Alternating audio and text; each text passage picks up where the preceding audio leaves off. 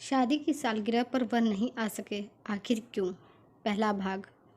अनरव कहकर गए थे कि आज का खाना हम बाहर ही खाएंगे। घर पर खाना मत बनाना आज तुम। लेकिन सुबह से शाम हो गई और अभी तक एक फ़ोन भी नहीं आया अर्नव का। सभी लोग का फ़ोन आ चुका था सिवाय अर्नव के। बेटी बेटी सालगिरह सालगिरह मुबारक हो। पापा का भी फ़ोन आ गया था। उन्होंने भी सालगिरह की मुबारकबाद देते हुए पूछा कि अर्नव कहाँ है। तो मंजू ने कहा था कि वह ऑफिस में है। तो उन्होंने कहा, ठीक है बेटा, मैं दामाद जी से फ़ोन पर बात करके उन्हें भी मुबारकबाद दे दूंगा। दीदी और जीजा जी का भी फ़ोन आ गया था। दोनों ने भी शादी की मुबारकबाद दे दी थी। लेकिन अर्नव का फ़ोन अभी तक नहीं आया था। सुबह से उन्होंने एक बार भी शादी की मुबारकबाद नहीं दी मुझे, और इतना समय हो गया अभी तक घर भी नहीं आए। बोल कर तो गए थे कि जल्दी आ जाऊंगा, लेकिन अभी तक कुछ अता पता नहीं उनका। मंजू सोचती है कि 1 साल के बाद तो शादी की सालगिरह आती है, क्या वे एक फ़ोन भी नहीं कर सकते थे? काफ़ी समय हो गया था अर्नव नहीं आए, तो मंजू के मन में तरह तरह के ख्याल आ रहे थे। वह यह सोचने लगी थी कि कहीं अर्नव मुझे गिफ्ट देने के लिए गिफ्ट लेने लेने लगे होंगे, तो इसलिए उन्हें देरी हो रही होगी। मंजू अर्नव के आने का इंतजार किए जा रही थी। तभी उसकी 4 साल की बेटी रिया को भूख लग जाती है। वह कहती है, मम्मी मुझे भूख लगी है, कुछ खाने को दो ना। मंजू सोचती है कि समय काफ़ी हो गया है, बेटी कहीं सो ना जाए, इसलिए वह अपनी बेटी के लिए मैगी बनाकर उसे खिला देती है और वापस से अर्नव के आने का इंतजार करने लगती है।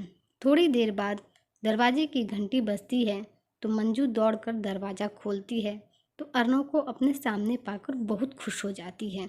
इससे पहले कि मंजू कुछ कहती, अर्नव कहते हैं, आज बहुत लेट हो गया यार, बॉस ने मीटिंग रख दी थी, मैं बहुत थक गया हूँ। यह कहते हुए अर्नव मंजू को फूलों से सजा हुआ गुलदस्ता देते हुए कहते हैं, यह लो मेरी जान, सालगिरह मुबारक हो। और सॉरी, मैं तुम्हें आज बाहर नहीं ले जा पाया, बॉस ने अचानक से इमरजेंसी मीटिंग रख दी थी, तो मैं क्या कर सकता था। आज बहुत बिजी था ऑफिस में, इसलिए तुम्हें एक बार भी फ़ोन नहीं कर पाया। लेकिन कोई बात नहीं, मैं तुम्हारे लिए बाहर से खाना लेकर आया हूँ, तुम्हारी पसंद का। चलो अब जल्दी से खाना निकाल दो, बहुत भूख लगी है, मैं हाथ पैर धोकर आता हूँ। मंजू वह गुलदस्ता एक तरफ रख देती है और अर्नव से कोई सवाल जवाब नहीं करती है। किचन में चली जाती है। तब तक अर्नव खाने के टेबल पर हाथ पैर धोकर आ जाते हैं और देखते हैं कि सिर्फ एक थाली में खाना रखा है। तो वह कहते हैं, तुम नहीं खाओगी क्या? मंजू कहती है, आपको ही ज़्यादा भूख लगी है, आप ही खाइए, मेरा तो आपकी बात सुनकर ही पेट भर गया है। साल में एक बार तो सालगिरह आती है, लेकिन आपको तो कोई फ़र्क ही नहीं पड़ता है, और यह गुलदस्ता भी लाने की क्या ज़रूरत थी? आपके पैसे बर्बाद हो गए होंगे। होटल का खाना भी लाने की क्या ज़रूरत थी? आप ही खाकर आ जाते, इतनी ही भूख लग गई थी आपको तो। माफ़ी मांग तो रहा हूँ यार मंजू, तुम भी समझती नहीं हो, समझा करो थोड़ा। और गुस्सा खाने पर निकालने की क्या ज़रूरत है? बिना खाए तुम मत सोना, तुम भी खाओ मेरे साथ, आ जाओ। अर्नव के बहुत कहने पर भी मंजू नहीं मानती है और बिना खाए सो जाती है। लेकिन उसे नींद कहाँ आ रही थी। वह मन ही मन सोचती है कि आज मेरा कितना मन था शादी की सालगिरह पर बाहर होटल में जाकर खाने का, लेकिन सब किए कराए पर पानी फिर गया। कितना मन था मेरा सालगिरह पर बाहर जाने का, घूमने फिरने का। अर्नव मेरे लिए इतना भी नहीं कर सकते। कितने बेवकूफ़ इंसान से पाला पड़ गया मेरा, जो मेरी खुशी के लिए इतना भी नहीं कर सकता। आज तक अर्नव ने मेरी पसंद का कभी कोई उपहार भी नहीं दिया। शादी के 5 साल बीत गए, लेकिन आज तक अर्नव मेरी पसंद नहीं जान पाए। आज तक उन्होंने मुझे कोई भी बड़ा उपहार नहीं दिया मेरी पसंद का। हर छोटी से छोटी चीज़ के लिए मुझे तड़पना पड़ा है। और एक तरफ मेरी बड़ी बड़ी बहन है, उसके पति उससे कितना प्यार करते हैं, उसकी पसंद का कितना ख्याल भी रखते हैं, और एक तरफ मेरे पति हैं जिन्हें मेरी बिल्कुल भी पड़ी ही नहीं है। बिना खाए मंजू को नींद भी नहीं आ रही थी, तो एक बार को सोचती है कि खाना खा लूं, लेकिन उसका गुस्सा इतना था कि वह खाना नहीं खा सकी। किचन में जाकर एक गिलास पानी पीकर सोने की दोबारा कोशिश करने लगती है और सोचती है, क्या कभी अर्नव मेरी पसंद जान भी पाएंगे? यही सब सोच विचार करते करते उसे कब नींद लग गई पता ही नहीं चला। सुबह होते ही जैसे ही मंजू उठती है तो अर्नव उसके लिए चाय बना कर लाते हैं और उसे गुड मॉर्निंग कहते हुए गले लगाते हैं। तो मंजू को उनका गले लगाना बिल्कुल भी सही नहीं लगता है और वह अर्नव को अपने से दूर कर देती है और कहती है, इतना सब दिखावा करने की क्या ज़रूरत है। आप इतने भी सीधे नहीं हैं जितना आप बनने की कोशिश करते हैं। मंजू का गुस्सा अभी तक कम नहीं हुआ था, इसलिए वह गुस्से में यह सब कह रही थी। अर्नव कहते हैं, देखो मंजू, अब मैं जैसा हूँ तुम्हारा पति हूँ, मैं तो ऐसा ही हूँ। मुझे मालूम है कल मेरी वजह से तुम गुस्सा हो गई। तुम्हारी जगह कोई भी होता तो गुस्सा ही होता, लेकिन मैं क्या कर सकता था। मेरा भी बहुत मन था कि मैं तुम्हारे साथ बाहर जाता तुम्हें घुमाने लेकर, लेकिन बॉस ने अचानक मीटिंग रख दी तो अब उनसे मैं सवाल जवाब तो नहीं कर सकता था ना। मुझे भी बहुत बुरा लग रहा है, लेकिन क्या कर सकते हैं, नौकरी तो करनी है ना। इसी नौकरी की बदौलत तो हमारी ज़िंदगी चल रही है। मंजू कहती है, कौन सा लाखों रुपए कमा लाते हैं आप इस नौकरी से। आज तक आपने मुझे कोई बड़ी खुशी नहीं दी, सिर्फ 2 समय की रोटी, कपड़ा और यह घर ही तो है हमारे पास। इसके अलावा आपने और मुझे दिया ही क्या है। अर्नव कहते हैं, ज़िंदगी जीने के लिए इन 3 चीज़ों के अलावा और किसी चीज़ की आवश्यकता नहीं होती है। जिसके पास ये चीज़ नहीं होती है उनसे जाकर पूछो क्या होती है भूख। जब ठंड से कोई इंसान ठिठुरता है तो उसे पता चलता है कपड़ों की अहमियत। जब खाने के लिए 1 रुपया भी नहीं होता है तो उसे 1 रोटी की कीमत पता चलती है। बारिश के समय जब किसी के सर पर छत नहीं होती तो उसे घर की अहमियत पता चलती है, लेकिन तुम्हारे पास यह सब होते हुए भी तुम्हें इसकी अहमियत समझ नहीं आ रही है अभी। तुम्हारे पास जितना है उतने में खुश रहना सीखो और छोड़ो यह सब गुस्सा। तुम गुस्से में बिल्कुल भी अच्छी नहीं लगती हो। चलो आज हम कहीं बाहर जाकर खाना खाते हैं, आज छुट्टी भी है। तुम अगर चाहोगी तो हम पिक्चर भी देखने चल सकते हैं। मुझे नहीं जाना आपके साथ कहीं, और दोबारा मुझसे पूछना भी नहीं कहीं जाने के लिए। पता नहीं मेरे पापा ने क्या देखकर आपसे शादी कर दी। मैं तो पछता रही हूँ आपसे शादी करके। शादी में मेरे पापा ने कितना कुछ नहीं दिया था आपको, लेकिन सब आपके घर वालों ने रख लिया। कितने सपने थे मेरे ससुराल में, लेकिन सब चकनाचूर हो गए आपकी वजह से। आपने मुझ पर बिल्कुल भी ध्यान ही नहीं दिया। अब मुझे किसी भी चीज़ की ज़रूरत होगी तो मैं अपने पापा से ही मांग लिया करूँगी। आपसे उम्मीद करना ही बेकार है। मंजू जो मन में आ रहा था वह बोल रही थी बिना कुछ सोचे समझे। अर्नव कहते हैं, मैंने तो तुम्हारे पापा से पहले ही कहा था कि मुझे शादी में 1 रुपया भी नहीं चाहिए। मेरे जीवन का एक उद्देश्य है जिसे पूरा करने के लिए मैं दिन रात लगा हुआ हूँ, और तुम देखना मैं अपनी मेहनत और ईमानदारी से उस मुकाम पर ज़रूर पहुँच जाऊँगा जहाँ जाकर मैं तुम्हारी सारी ख्वाहिशें पूरी कर सकूँ। और देखना तुम, बहुत जल्द ऐसा होगा भी। बस कुछ दिन की और बात है, मेरा प्रमोशन होने ही वाला है। फिर मैं तुम्हारी सारी ख्वाहिशें पूरी करूँगा, तुम्हारी इच्छा पूरी करने की पूरी कोशिश करूँगा अपनी तरफ से। मैं अपने बल पर तुम्हें और अपने परिवार वालों को खुश रखना चाहता हूँ। मैं नहीं चाहता कि मैं बेईमानी से या किसी भी गलत तरीके से पैसा कमाकर तुम्हें खुश रखूँ। तुम्हें मालूम है, किसी से बेईमानी करके हम जो पैसा कमाते हैं उससे हम अपने परिवार को कुछ समय तक ही खुशियाँ दे सकते हैं, लेकिन मैं तुम्हें लंबे समय तक खुशियाँ देना चाहता हूँ। मैं तुम्हें ज़िंदगी भर खुश रखना चाहता हूँ, लेकिन ऐसे गलत तरीके से पैसे कमा कर नहीं। और तुम्हारे पापा ने जो भी दिया अपनी खुशी से दिया, तो मेरे पापा ने भी रख लिया, इसमें मैं क्या कर सकता था। मुझे अपने आप पर पूरा भरोसा है। मैं तुम्हें एक दिन सारी खुशियाँ ज़रूर दूंगा। मेरी बातों का तो विश्वास करो। मंजू को अर्नव की किसी भी बात पर विश्वास नहीं हो रहा था।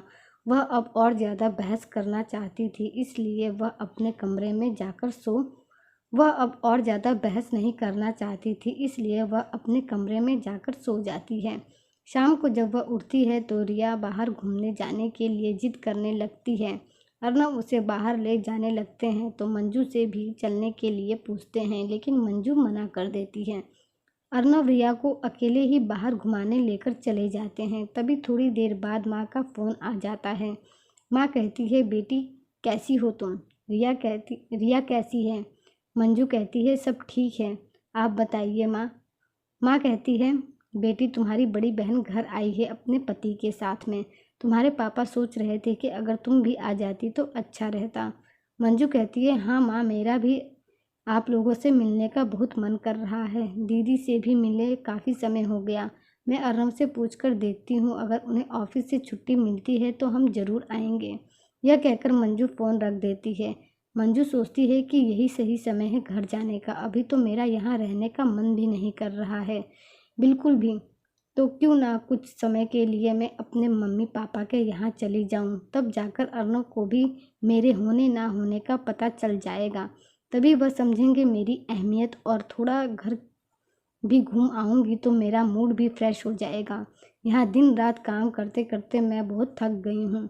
रिया दौड़ते हुए आती है और मंजू से कहती है, देखो माँ, पापा ने मेरी फेवरेट आइसक्रीम दिलाई है मुझे, और वह कहाँ कहाँ घूमने गई, क्या क्या खेली, सब मंजू से बताने लगती है और कहती है, मम्मी पापा आपके लिए भी आइसक्रीम लेकर आए हैं। मंजू कहती है, पापा से जाकर कह दो मुझे कोई आइसक्रीम नहीं खानी है, उनको बोलो वही खा ले मेरी भी आइसक्रीम। रात को खाने की टेबल पर मंजू अर्नव से कहती है कि मैं सोच रही थी कि कुछ दिनों के लिए अपने मायके से हो आऊँ। मेरी बड़ी दीदी भी घर आई है। माँ का फ़ोन आया था तो बता रही थी।